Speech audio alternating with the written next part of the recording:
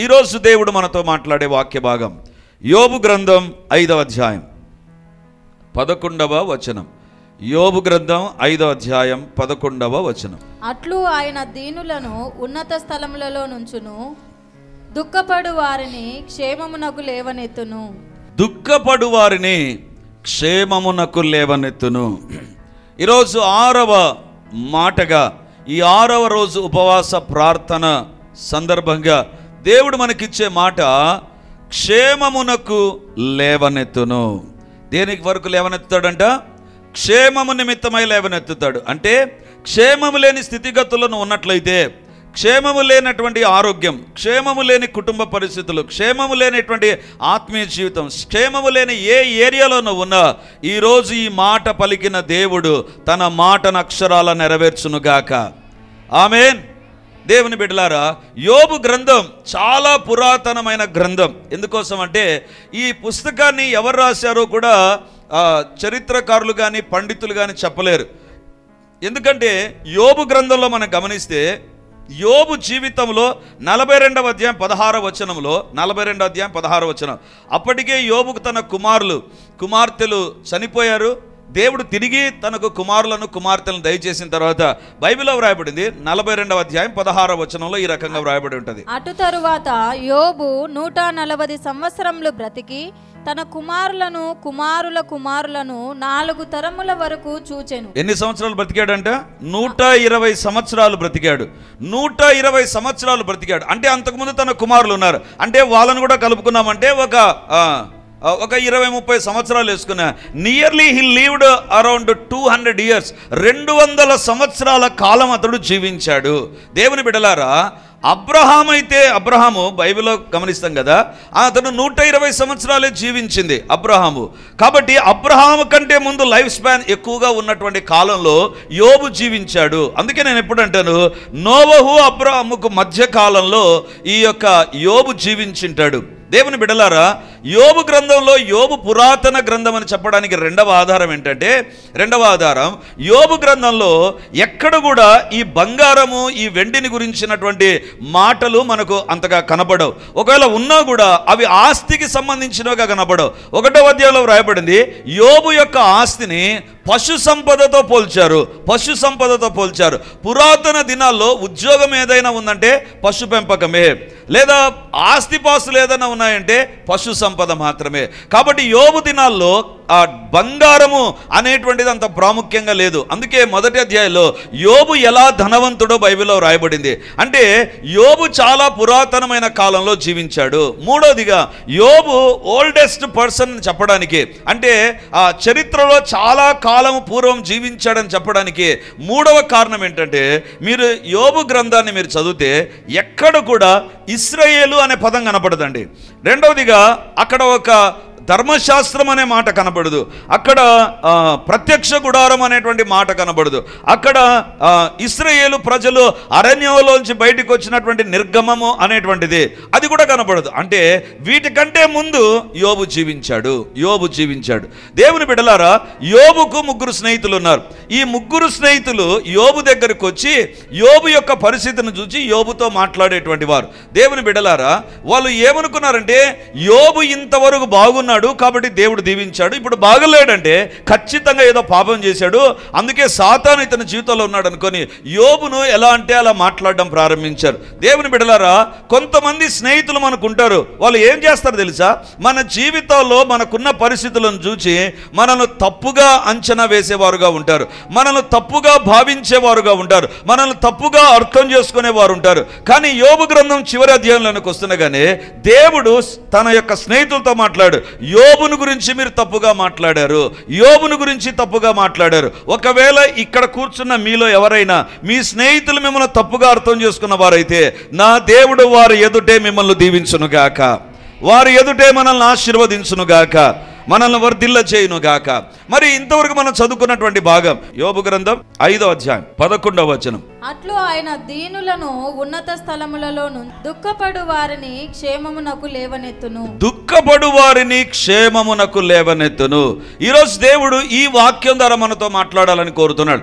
దుఃఖపడు వారిని దేవుడు క్షేమమునకు లేవనెత్తును. దుఃఖంతో వాళ్ళు పడిపోయినారంట. దుఃఖమే వారి జీవితాలు, ఇంకా వేరొకటి ఏం లేదు. ఒకవేళ అనారోగ్యంతో దుఃఖంతో ఉన్నారో, దేనితో దుఃఖముగా ఉన్నారో, పడిపోయిన పరిస్థితి, ఇక ఎవరు వారిని లేవనెత్తి బాగు చేయలేనటువంటి పరిస్థితి. అప్పుడు బైబిల్లో వ్రాయబడింది, దుఃఖపడు వారిని క్షేమము నిమిత్తమై దేవుడు లేవనెత్తుతాడంట. క్షేమము నిమిత్తమై దేవుడు లేవనెత్తుతాడు. దేవుని బిడలారా, మొట్టమొదటి పాయింట్ చెప్తుంటున్నారు, నీ దుఃఖములు దేవునికి తెలుసు, నువ్వు కార్చిన కన్నీరు దేవునికి తెలుసు, నువ్వు పడినటువంటి ఆ యొక్క వేదన, ఆ యొక్క బాధ, గాడ్ హ్యాస్ సీన్, దేవుడు చూశాడు. దేవుని బిడ్డలారా, దుఃఖపడు వారి దుఃఖము, దుఃఖపడు వారిని, వారి దుఃఖాన్ని దేవుడు చూశాడు. బైబిల్లో ఉన్నటువంటి దేవుడు ఎవరు తెలుసా? మనిషి లాంటి దేవుడు కాదు. మనిషి ఏం చేస్తారంటే, ఒక వ్యక్తి దుఃఖపడుతుంటే అయ్యో దుఃఖపడ్డాడే అని అక్కడితోనే ఆపేస్తారండి. కానీ బైబిల్లో ఉన్న దేవుడు ఎవరు తెలుసా? ఎంత డీటెయిల్గా వెళ్తాడంటే, దుఃఖపడే వారి దగ్గర కీర్తనల గ్రంథంలోనికి వద్దాం. కీర్తనల గ్రంథం 56వ కీర్తన 8వ వచనాన్ని గమనిస్తే, అక్కడ దుఃఖపడే వారి దగ్గర ఎవరు నీ దేవుడు అనేటువంటిది కనబడుతుందండి. 56వ కీర్తన 8వ వచనం. నా సంచారములను నీవు లెక్కించి ఉన్నావు, నా కన్నీళ్లు నీ బుడ్డిలో నుంచబడి ఉన్నవి, అవి నీ కవిలలో కనబడును గదా. నా కన్నీళ్లు నీ బుడ్డిలో ఉంచబడి ఉన్నవి. దేవుని బిడ్డలారా, ఇక్కడ చేరిన ప్రతి ఒక్కరు ఏదో ఒక సందర్భంలో కన్నీరు కార్చి ఉంటారు. ఒకవేళ నేను అడిగాను అనుకో, మీ కన్నీరు ఎక్కడికి పోయింది అంటే, వాళ్ళు ఏమంటారంటే, మేము తుడుచుకున్నాము, లేకపోతే ఆరిపోయింది, లేకపోతే ఇంకా ఎవరు పట్టించుకోలేక అదే దానికి అది ఎండిపోయింది అనేటువంటి తలంపు మీకు కలుగుతుంది. కానీ బైబిల్లో వ్రాయబడింది, దేవుని బిడ్డగా నువ్వు ఏడుస్తుంటే దేవుడు ఏం చేస్తాడు తెలుసా? ఆ కన్నీటిని ఒక బుడ్డిలో, ఒక బాటలో తీసుకుంటాడు. ఆ బాటలో ఆ కన్నీటిని ఉంచుకోవడం మాత్రమే కాదు, బైబిల్లో వ్రాయబడింది, అవి నీ కవిలలో కనబడును కదా. కింద ఫుట్ నోట్లో ఏముంటుందండి? కవిలలో అంటే పుస్తకం అని ఉంటుంది. అంటే దేవుడు ఏం చేస్తాడు తెలుసా? నువ్వు కన్నీరు గార్చిన తర్వాత ఆ కన్నీటిని కంటైనర్లో తీసుకునే దేవుడు మాత్రమే కాదు, కానీ బైబిల్లో వ్రాయబడింది, ఏ రోజు ఏ విషయంలో ఎంత కన్నీరు గార్చావు, ఎన్ని కన్నీళ్లు గార్చావు అనేటువంటిది. ఒకవేళ ఆ కన్నీరు నీ యొక్క ఖర్చులోకి వచ్చి ఉండవచ్చు, లేకపోతే నీ యొక్క కొంగులోకి వచ్చి ఉండవచ్చు, లేకపోతే నీవు తుడుచుకున్నటువంటి ఆ టవల్లోనికి వచ్చి ఉండొచ్చేమో, కానీ దేవుడు అంటున్నాడు, ఐ డోంట్ ఫర్గెట్ దాట్, దాన్ని నేను మర్చిపోలేదు, అవి నా కవిలలో ఉంటున్నాయి. బైబిల్ గ్రంథంలో దేవునికంటూ తన సొంత పుస్తకాలు ఉన్నాయండి. దేవునికంటూ తన సొంత చేట ఉంది. బైబిల్లో వ్రాయబడింది, ఆయన చేట ఆయన చేతిలో ఉంది. ఇళ్లలో చేటలు ఉన్నాయో లేదో ఈ దినాల్లో మనకు తెలియదు, ఎందుకంటే చాలా పాష్ అయిపోయాం కదా, అంతా కూడా వ్యాక్యూమ్ క్లీనర్స్ వచ్చేసాయి, చాటలు ఉన్నాయి లేదో. కానీ బైబిల్లో వ్రాయబడింది, దేవుని దగ్గర చాట ఉందంట, ఆయన చేట ఆయన చేతిలో ఉంది, ఆయన పుస్తకాలంటూ ఆయనకు ఉంటున్నాయి. ఏంటి ఆ పుస్తకాలంట? ఆ పుస్తకాల్లో దేవుని ఒక వాక్యం చెప్తుంది, కన్నీరుని గురించి రాసి పెట్టుకున్నాడంట. అంటే దుఃఖపడు వారి దుఃఖము దేవునికి తెలుసు. అంటే నీ కన్నీటిని, నీ దుఃఖాన్ని దేవుడు గమనించాడు. మనిషి దుఃఖాన్ని చూసి చూడనట్టుగా ఉండవచ్చు, మనిషి దుఃఖాన్ని పట్టించుకోనకుండా ఉండవచ్చు. అయ్యో బాధపడ్డారే అని మాట ద్వారా మన యొక్క ఏమనాలి, ఆ వ్యక్తి బాధపడ్డాడే అనేటువంటి తలంపులు మనకు కలిగి కామెంట్ చేయవచ్చు, అక్కడికే ఆగిపోతాం. కానీ బైబిల్లో ఉన్న దేవుడు ఎవరు తెలుసా? He counted how many drops of tears you have shed. ఎన్ని ఆ యొక్క కన్నీటి చుక్కలను కార్చావో దేవుడు లెక్క కట్టాడు. ఇప్పుడు దేవుడు అంటున్నాడు, దుఃఖపడు వారిని నేను క్షేమానికి లేవనెత్తుతా. ఎవరైతే వారి జీవితంలో కన్నీటి గుండా వెళుతున్నారో, కన్నీటి అనుభవం కూడా వెళుతున్నారో, ఈరోజు నా దేవుడు నీతో మాట్లాడే మాట, ఏ కన్నీటిని బట్టి నువ్వు ఒకవేళ డిస్టర్బ్ అయిపోతున్నావో, ఏ కన్నీరు నీ జీవితంలోకి వస్తుందో, దేన్ని బట్టి వచ్చిందో, దేన్ని బట్టి ఏడ్చావో, నువ్వైనా మర్చిపోయి ఉండొచ్చు, నీ కుటుంబమైనా మర్చిపోయి ఉండవచ్చు, నీ బంధువులు, నీ స్నేహితులు మర్చిపోయి ఉండవచ్చు. బైబిల్లో ఉన్న దేవుడు ఈరోజు నీతో మాట్లాడే మాట, నేను మర్చిపోలేదు, నీ కన్నీటిని నేను బుడ్డిలో ఉంచాను. అవి బుడ్డిలో ఉంటున్నాయి. రెండవదిగా అది పుస్తకంలో ఉన్నాయి. నాకు అనిపించింది, ప్రభువా, ఏది బాటల్లో ఉంచుకుంటామండి? భవిష్యత్తుకు పనికొచ్చేదాన్ని బాటలు ఉంచుకుంటాం కదా. ఉదాహరణకు చెప్తాను, ఊరగాయను బాటల్లో పెట్టుకుంటాం, ఎందుకంటే మిగతా దాంట్లో పెడితే చెడిపోతుంది కదా. నాకు తెలిసినంత వరకు అంతేనా, బాటల్లో మనం పెట్టుకుంటాం. ఎందుకు? భవిష్యత్తులో ఉపయోగపడుతుంది. వచ్చే వారం మనం తినడానికి ఇప్పుడే దాన్ని రెడీ చేసుకొని బాటిల్లో పెడతాం. ఆదివారం ఊరగాయ తాకం. ఎందుకు? ఆదివారం షెడ్యూల్ వేరు కదా. కాబట్టి సోమవారం మళ్ళీ ఊరగాయ జ్ఞాపకం వస్తుంది. బాటల్లో పెట్టుకున్నాడంటే అర్థం ఏంటి తెలుసా? దాన్ని గురించి ఏదో ఒక రోజు దేవుడు జవాబు ఇవ్వాలని కోరుతున్నాడు. హల్లెలూయా. అది ఈ రోజు నుంచే దేవుడు ప్రారంభించునుగాక. ఇది ఈ రోజు నుంచే దేవుడు నీ కన్నీటిని దేని విషయమై ఏడ్చావో, ఒక భార్యగా, ఒక భర్తగా, ఒక కుమారునిగా, ఒక కుమార్తెగా, ఒక సేవకునిగా, ఒక తల్లిగా నువ్వు ఏడ్చావో నీ బిడ్డల నిమిత్తమై, God has counted those tears. దేవుడు వాటిని లెక్క కట్టాడు. ఈరోజు దేవుడు అంటున్నాడు, దుఃఖపడు వారిని క్షేమమునకు లేవనెత్తును. ఈ మాట విన్నప్పుడు ఎవరు సంతోషించింటారు తెలుసా? అసలు ఈ మాట చెప్పింది ఎలీఫజు, తేమానీయుడైన ఎలీఫజు ఈ మాట అంటాడండి. అన్నప్పుడు ఎవరికి సంతోషం కలిగింటుంది తెలుసా? యోబుకు. ఎందుకు తెలుసా? యోబు తన యొక్క ఆస్తి పోయినప్పుడు ఏడ్చింటాడు, తన బిడ్డలు చనిపోయినప్పుడు ఏడ్చింటాడు, యోబు తన భార్య అన్నప్పుడు ఏడ్చింటాడు, తన స్నేహితులు కామెంట్ చేసినప్పుడు ఏడ్చింటాడు, ప్రతి విషయంలో తన వ్యాధిని బట్టి ఏడ్చింటాడు. అది మామూలు కురుపులు కాదు వచ్చింది. అది ఎలాంటిదంటే, అది చిల్ల పెంకు తీసుకొని గోక్కుంటే తప్ప దాన్ని అలా అంటే తప్ప అతనికి నెమ్మది లేనటువంటి పరిస్థితి. భయంకరమైన వ్యాధి. అది ఏదో నాకు తెలియదు అంటే అతనికి ఎప్పుడు నెమ్మది ఉండేది తెలుసా? ఆ గాయాలకు ఆ పెంకు తీసుకుని అలా గీకితే అప్పుడు నొప్పి లేకుండా పోయేదేమో, లేకపోతే బాధ నివారణ అయ్యేదేమో. ఎలాంటి వ్యాధో, ఒక విచిత్రమైన వ్యాధితో ఏడ్చింటాడు. ఇప్పుడు దేవుని యొక్క మాట ఏంటి తెలుసా?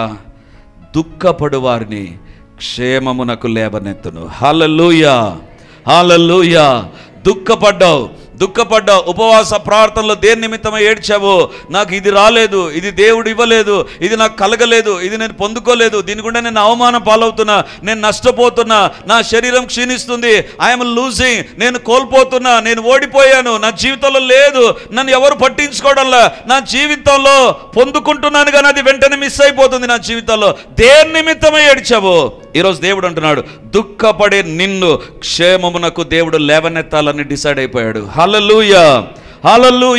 దేవుని బిడ్డలారా, అంటే దేవుని యొక్క వాక్యం చెప్పే మాట ఏంటంటే, దేవుడు నీ కన్నీటికి లెక్కాచారం చేసి ఏం చేస్తే నువ్వు లేవనెత్తుతావో దేవుడు అది చేయబోతున్నాడు.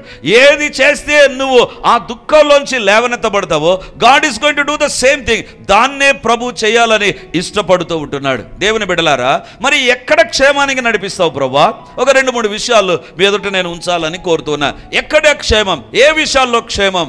సమూయేలు మొదటి గ్రంథం 1వ అధ్యాయం 17వ వచనాన్ని మనం చదువుకుందాం. అంతటా ఏలి, నీవు క్షేమముగా వెళ్ళుము, ఇశ్రాయేలు దేవునితో నీవు చేసుకొనిన మనవిని ఆయన దయచేయును గాక అని ఆమెతో చెప్పగా, ఆమె అతనితో, నీ సేవకురాలనైన నేను నీ దృష్టికి కృపనొందుదును గాక అనెను. తరువాత ఆ స్త్రీ తన దారిని వెళ్ళిపోయి భోజనం చేయుచు నాట నుండి దుఃఖముఖిగా నుండుట మానెను. బైబిల్లో వ్రాయబడింది, నాట నుండి దుఃఖముఖిగా ఉండుట మానెను. దేవుని బిడ్డలారా, బైబిల్లో వ్రాయబడింది. ఈ భాగం మనకు తెలుసు. ఎందుకో ఈ 6 రోజుల ఉపవాస ప్రార్థనలో ఈ భాగంలోనికే వస్తున్నాం. మరి దేవుడు ఎవరి జీవితంలో హన్నా పరిస్థితులు ఉన్నాయో వారిని దేవుడు దర్శించాలని సిద్ధపడ్డాడేమో. దేవుని బిడ్డలారా, ఇక్కడ హన్నా జీవితంలో ఉన్నటువంటి పరిస్థితిని బట్టి హన్నా దేవుని మందిరంలోనికి వెళ్ళి ప్రార్థన చేస్తే ఏలి ఏమంటాడు తెలుసా? చూడండి 17వ వచనం. అంతటా ఏలి, నీవు క్షేమముగా వెళ్ళుము, ఇశ్రాయేలు దేవునితో నీవు చేసుకొనిన మనవిని ఆయన దయచేయునుగాక అని ఆమెతో చెప్పగా. ఏమని చెప్పాడు? చాలా విచిత్రంగా ఉంటుంది కదండి మాట. ఇశ్రాయేలు దేవునితో నీవు చేసుకొనిన మనవిని ఆయన దయచేయునుగాక సరిపోతుంది. కానీ దానికి ముందు ఒక మాట అంటున్నాడు, నువ్వు ప్రార్థన చేసుకున్నావు కదా హన్నా, దేవుని సన్నిధిలో ప్రార్థన చేసుకున్నావు కదా, కాబట్టి దేవుడు నీ మనవి ఆలకించి నీకు తన యొక్క ఆశీర్వాదాలను దయచేస్తాడు, చేసుకొనిన మనవి నీకు దేవుడు దయచేస్తాడు అని అక్కడితో చెప్పలేదండి. దాని ముందు అంటున్నాడు, అంతటా ఏలి, నీవు క్షేమముగా వెళ్ళుము, క్షేమముగా వెళ్ళుము. ఎందుకు దుఃఖపడింది, ఏడ్చింది, దేవుని సన్నిధిలో హృదయాన్ని కుమ్మరించింది, ఆత్మను కుమ్మరించింది. దేవుని సన్నిధిలో మామూలు గడపలేదామె, తన దుఃఖమంతటిని దేవుని దగ్గర కుమ్మరించగా దేవుని యొక్క వాక్యంలో వ్రాయబడింది. ఇప్పుడు ఏలి అంటున్నాడు, నువ్వు క్షేమంగా వెళ్ళు. యాక్చువల్గా అక్కడ ఏముండాలండి? నీ ప్రార్థన దేవుడు జవాబు ఇస్తాడు, నీ కుమారుని కలుగుతాడు, నువ్వు నీ ప్రార్థన జవాబు వస్తుంది.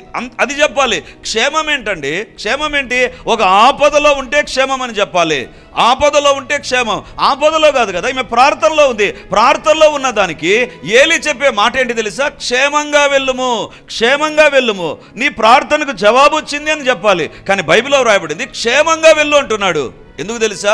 ఆమె పరిస్థితి క్షేమమునకు దగ్గరగా లేదు. దేనికి దగ్గరగా ఉంది తెలుసా? చూడండి 15వ వచనం. ఆమె పరిస్థితి ఏంటో అక్కడ మనం చూస్తాం. 15వ వచనం. అది కాదు నా ఏలినవాడా, నేను మనోదుఃఖము గలదాననై ఉన్నాను.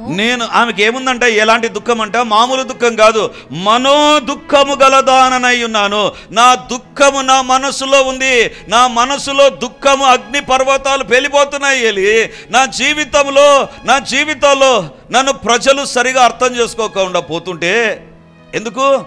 తనతో ఉన్నటువంటి ఇంకొక స్త్రీ అంటుంది, ఎందుకు ఇంత శోకపడతావు, ఎందుకు ఇంత సిద్ధపడతావు, ఏం సాధించడానికి పిల్లలేదు జల్లలేదు, నీ జీవితంలో ఏం సాధిస్తావు అని సూటిపోటు మాటలు అంటుండగా మనోదుఃఖం హృదయంలో, ఏంది ప్రభువా నేనేం చేశాను, నాకెందుకు సంతాన దీవెన రాలేదు? బైబిల్లో రాయబడింది, దేవుడు హన్నా గర్భాన్ని మూసాడు. ఇట్స్ నాట్ మై ఫాల్ట్, అది నా తప్పు కాదు. దేవా నువ్వు నాకు సంతాన దీవెన ఇవ్వలేదు ప్రభువా, కానీ నన్ను ఎందుకు? ఈమె అంటుంది, ఎందుకనాలి? ఈమె మనోదుఃఖం, లోపల వేదన, తట్టుకోలేని వేదన, అనుకుంటే వేదన, బాధ బాధ బాధ బాధ. దేవుని బిడ్డలారా, అందుకే బైబిల్లో రాయబడింది మనోదుఃఖము గలదాననే. అంటే మనోదుఃఖం అంటే అర్థం ఏంటి తెలుసా? ఎవరు నన్ను సరిగా అర్థం చేసుకోవడంలా, ఇదొక ఈ స్త్రీ సరిగా అర్థం చేసుకోవడంలా, సమాజం నన్ను సరిగా అర్థం చేసుకోవడంలా, ఎవ్రీబడి ఈస్ పోకింగ్ మీ, నన్ను కూర్చుతుంటున్నారు. నా జీవితంలో బయటికి నేను ఏదో కనబడుతున్నాను, కానీ లోపల నాకు దుఃఖం ఉంది, మనోదుఃఖం ఉంది. దేవుని బిడ్డలారా, మనసులో ఉన్న దుఃఖం you can cover with your artificial smile. నీ మనసులో ఉన్న దుఃఖాన్ని పైన నవ్వుతో, మోసపూరితమైన నవ్వుతో నువ్వు కవర్ చేసుకోవాలనుకుంటావు. కానీ ఒంటరిగా ఉన్నప్పుడు it is beyond your control. నీ చేత కాదు దాన్ని భరించడం. అందుకే ఒంటరిగా దేవుని మందిరానికి వచ్చినప్పుడు తట్టుకోలేక హృదయాన్ని కుమ్మరిస్తూ, బైబిల్లో వ్రాయబడింది 12 నుంచి చదమ్మా. ఏలయనగా హన్నా తన మనస్సులోనే చెప్పుకొనుచుండెను, ఆమె పెదవులు మాత్రము కదులుచుండి ఆమె స్వరము వినబడకయుండెను. కనుక ఏలి ఆమె మత్తురాలై ఉన్నదనుకొని, ఎంతవరకు నీవు మత్తురాలవై ఇందువు, నీవు ద్రాక్షారసమును నీ యొద్ద నుండి తీసివేయమని చెప్పగా, హన్నా అది కాదు నా ఏలినవాడా, నేను మనోదుఃఖము గలదాననై ఉన్నాను, నేను ద్రాక్షరసమునైనను మద్యమునైనను పానము చేయలేదు గాని. చాలు, ఈ భాగం ఎందుకు చదివించానంటే ఏలి ప్రార్థన చేస్తున్న ఈమెను గమనిస్తుంటున్నాడంట. దేవుని బిడ్డలారా, ప్రార్థనకు వచ్చినప్పుడు నీ జీవితంలో నిన్ను దేవుడే కాదు మనుషులు గమనిస్తుంటారు. ఇంతవరకు బాగున్నదే సిస్టర్, ఇంతవరకు బాగున్నాడే బ్రదర్, ఎందుకు ఈమె ముఖం ఎట్లా మారిపోయింది, ఎందుకు ఈమె దుఃఖం ఈ రకంగా ఉంది, ఎందుకు ఈమె ఏడుస్తుంది ఈరోజు, ఎందుకు ఈమె జీవితంలో మనశ్శాంతి లేదు, ఏం జరిగింది, ఇంట్లో ఏం జరిగింటది, ఎక్కడ ఏం జరిగింటది? ప్రజలు స్కానింగ్ చేస్తున్నారు. ఏలిలాగా ప్రజలు నిన్ను నన్ను స్కాన్ చేస్తారండి, నీ ఫేస్ రీడింగ్ చేస్తారు, and they are going to give a conclusions ఇస్తారండి. ప్రజలు మనల్ని స్టడీ చేసి ఏమంటారో తెలుసా? ఈమెను చూచి ఏలి ఏమన్నాడు తెలుసా? మత్తురాలవై ఉంటావు. ఎందుకు తెలుసా? చర్చికి తాగొచ్చే వాళ్ళని ఏలి చూశాడు, అసెంబ్లీకి తాగి వెళ్ళే వాళ్ళనే కాదు. అర్థమైంది అనుకుంటా. చర్చికి తాగొచ్చే వాళ్ళను ఏలి చూశాడు. ఏలి చూసి ఇప్పుడు అంటున్నాడు, ఏమ్మా పురుషులు తాగే వాళ్ళని చూశాను, ఇదేంటి ఇప్పుడు స్త్రీగా నువ్వు తాగుతున్నావు, తాగొచ్చేసావా దేవుని సన్నిధానంలోనికి? ఆమె అంటుంది, లేదు నా ఏలినవాడా, I'm going through the pain in my heart. నా హృదయంలో ఒక వేదన ఉంది, నా మనస్సు దుఃఖముతో ఉంది. రెండవదిగా ఏమంటారు తెలుసా? చూడండి 16వ వచనం. నీ సేవకురాలనైన నన్ను పనికి మాలిన దానిగా ఎంచవద్దు, అత్యంతమైన కోప కారణమును బట్టి బహుగా నిట్టూర్పులు విడుచుచు నాలో నేను దీన్ని చెప్పుకొనుచుంటున్నాను.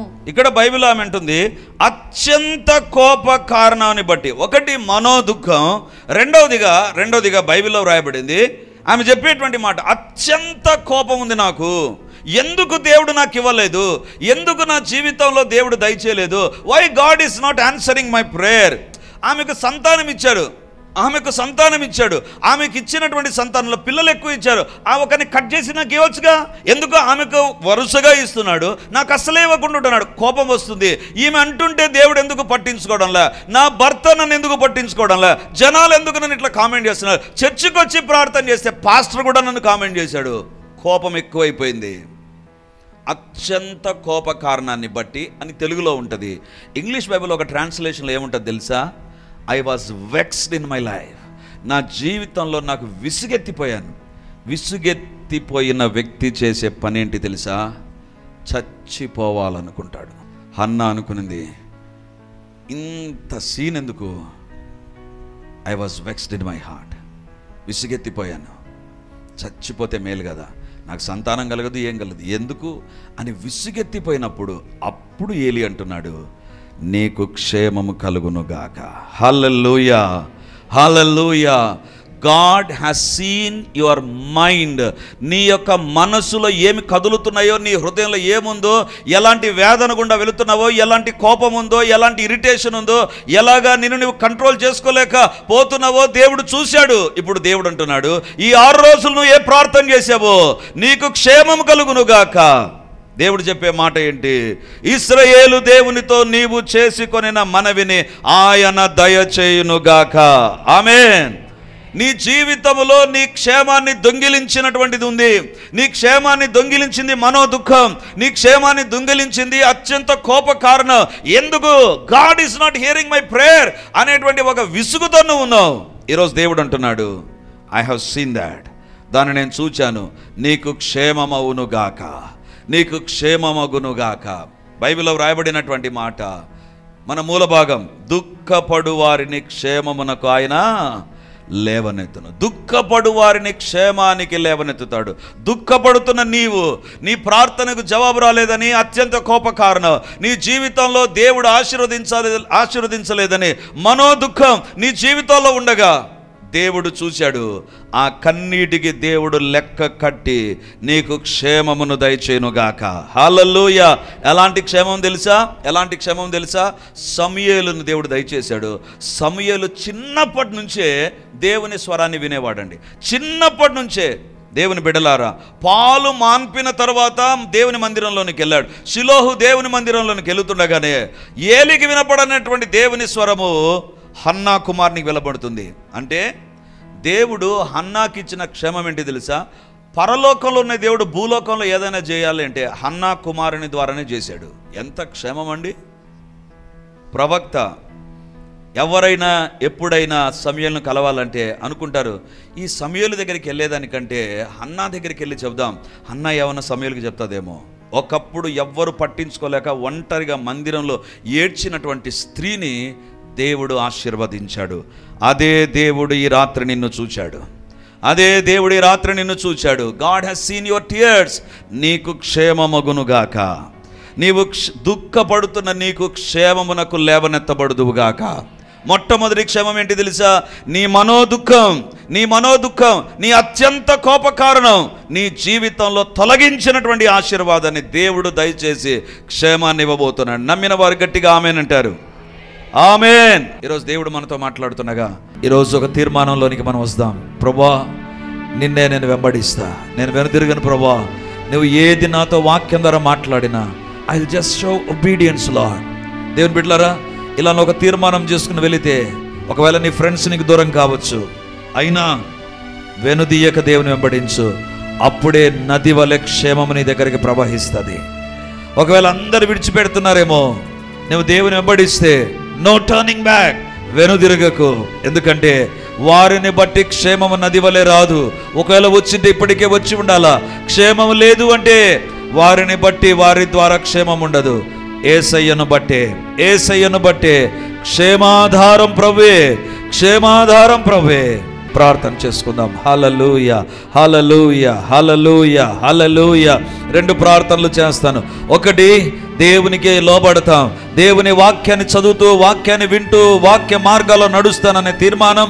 రెండవదిగా మన క్షేమం మనం పొందుకొనున్నట్లుగా ప్రార్థన చేద్దాం. హల్లెలూయా, హల్లెలూయా. గొప్ప దేవానికి వందనాలు, సైన్యములకు అధిపతివైన దేవానికి వందనాలు, సర్వాధికారి మీకు వందనాలు, మహాగణుడా మీకు స్తోత్రాలు. సూటిగా, స్పష్టంగా, విపులంగా ప్రభా మా యొక్క జీవితాలతో స్పష్టంగా మాట్లాడిన దేవా నీకు వందనాలు ప్రభా. దేవా మా జీవితాల్లో క్షేమం లేని పరిస్థితులను చూసావు ప్రభా. మా కన్నీటిని మీరు చూశారు ప్రభా. మా కన్నీరు మీ కవిలలో కనబడుతుంది కాబట్టి, మీ పుస్తకాల్లో ఉంది కాబట్టి ఈరోజు మాతో మాట్లాడారు. క్షేమాన్ని గురించి మాట్లాడారు ప్రభా. దేవా మా జీవితాల్లో తండ్రి మనశ్శాంతి లేదు, మనో దుఃఖము, అత్యంత కోప కారణం మా జీవితాలకు వస్తున్నాయి ప్రభా. ఇరిటేషన్ అధికమైపోతుంది నాయన. క్షేమము లేదు నాయన, క్షేమము లేదు తండ్రి. ఉన్నటువంటి జీవితంలో నుంచి తప్పుడు స్థలాల్లోనికి వెళ్ళిపోయాం ప్రభా, పానదాయకుల్లాగా. దేవా మా జీవితంలో క్షేమము లేదు. ఇంతకుముందు బాగున్న పరిస్థితి ఇప్పుడు బాగలేని పరిస్థితిలో, క్షేమము లేని పరిస్థితిలో ఉన్నాము నాయన. దేవా మా జీవితాల్లో మా సంపాదన క్షేమము లేకుండా ఉంది నాయన. దేవా మా కష్టార్జితమును బట్టి క్షేమము లేని పరిస్థితులు నాయన. దేవా మమ్మల్ని మన్నించండి. దీనికి అంతటికి కారణం నీ మాట వినలేదు ప్రభా. మనుషుల మాట, మా తలంపులు, మా ఆలోచనలు మాకు నచ్చిన విధానంలో జీవించి నష్టపోయాం ప్రభా. క్షేమము లేని పరిస్థితిలోనికి వచ్చాం ప్రభా. దేవా మమ్మల్ని మీ శిలువ రక్తముతో కడగండి నాయన. పరిశుద్ధుడా మీ శిలువ రక్తం మమ్మల్ని కడుగును గాక. ఎక్కడ నీ మాటకు మేము అవిధేయత చూపామో, ఎక్కడ పాపానికి లోబడ్డామో, పాప వ్యక్తులకు తండ్రి మేము బానిసలైపోయామో, విడిచిపెట్టలేకుండా ఉంటున్నాము నాయనా, మమ్మల్ని క్షమించండి.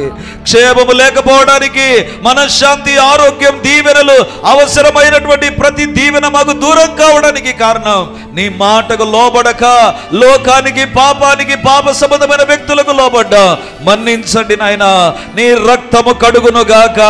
ఎంతమంది అడుగుతున్నారో ప్రతి ఒక్కరి జీవితాన్ని అవిధేయత విషయంలో, ఆజ్ఞలకు లోబడినటువంటి విషయంలో, క్షేమము లేని పరిస్థితులను బట్టి క్షమించండి ప్రభా. ఆరోగ్యములో క్షేమము, ఆత్మీయ జీవితంలో క్షేమము, కుటుంబములో క్షేమము, ఉద్యోగంలో క్షేమము, వ్యాపారాల్లో క్షేమము, తండ్రి ఆత్మీయ పరిచర్యలో క్షేమం. ఎక్కడ ఉన్నా మేము క్షేమ కేంద్రాలుగా మార్చబడుదుముగాక. మమ్మల్ని బట్టి క్షేమముండునుగాక.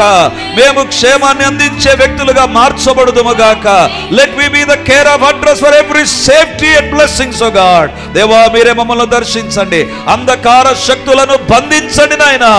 అపవాది క్రియలను లయపరచుమని ప్రార్థన చేస్తూ మమ్మల్ని మేము తగ్గించుకుంటూ, మమ్మల్ని, మా కుటుంబాలను, మాకు కలిగిన సమస్తాన్ని మీ చేతిలో పెడుతున్నాం.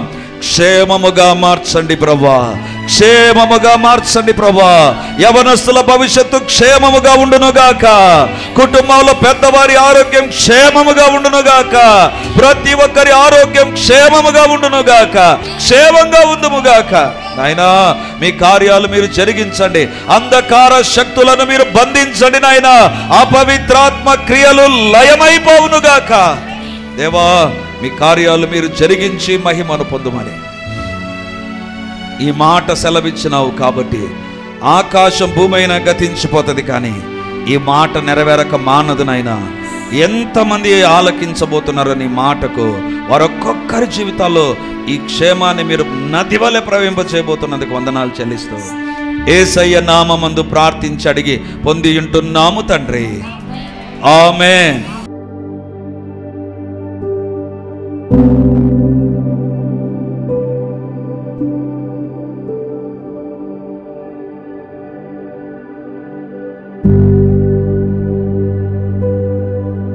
Praise the Lord. యేసుక్రీస్తు పరిశుద్ధ నామందు మీ ఒక్కొక్కరికి మా వందనాలు తెలియజేస్తుంటున్నాను. రిడీమర్ చర్చిలో మొదటి ఆరాధన 8 గంటలకు ప్రారంభమవుతుంది. రెండవ ఆరాధన 10 గంటలకు ప్రారంభమవుతుంది. మూడవ ఆరాధన సాయంత్రం 7 గంటలకు ఉంటుంది.